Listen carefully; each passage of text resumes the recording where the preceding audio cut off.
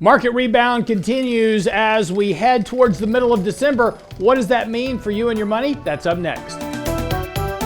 Yesterday, the markets rebounded nicely right off the 50-day moving average as kind of expected. We've been talking about this potential for the market to rebound from these kind of oversold conditions that we've been seeing. The market's set to continue that rally today. Nice open this morning, potentially with the Dow up more than 350 points. This now sets the market up to rally back towards the 20-day moving average. So again, that's where likely we're going to find some initial resistance for the market.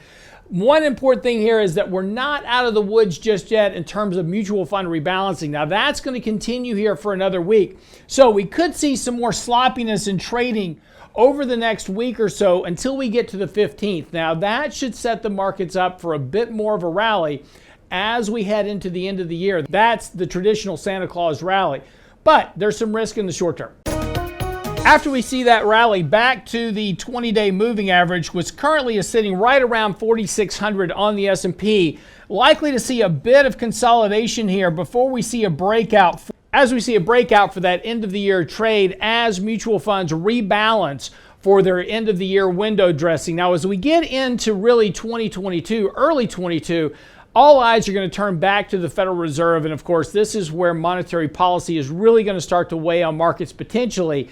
Lots of risk heading into next year. Slower global inflows into the U.S. market, slower economic growth, slower buybacks. If the economy slows down, of course, the Fed tightening monetary policy, that's expected to advance here because of higher rates of inflation, which will also weigh on consumers. So a lot of headwinds as we move into next year. Also, one of the big problems here facing the markets into next year is going to be a shrinking of profit margins. Again, higher rates of inflation, wage growth, employment costs, all those are going to start to weigh on profit margins. All of that's been supportive of valuations in the markets currently, but next year that's going to make valuations much more challenging as earnings begin to reflect the underlying deterioration of economic issues.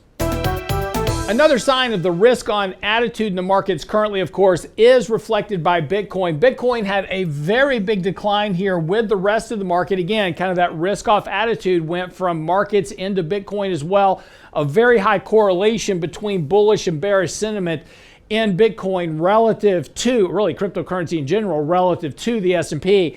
We're now starting to see a bit of that rebound in Bitcoin as well. So again, watching for this rally in Bitcoin, but again, lots of resistance here in Bitcoin as well. The 20-day crossing below the 50-day, a good bit of resistance right here around 56, 57,000 on Bitcoin as well. So again, that risk on attitude showing up in Bitcoin and cryptocurrencies. But again, as we get into next week, more distribution, some more pressure on markets. We may see Bitcoin flounder around here for a bit over the course of the next week. When we get into the end of the year and that Santa Claus rally, likely see Bitcoin respond accordingly at that point. I'm your host, Lance Roberts, for 3 minutes on Markets and Money. See you back here tomorrow.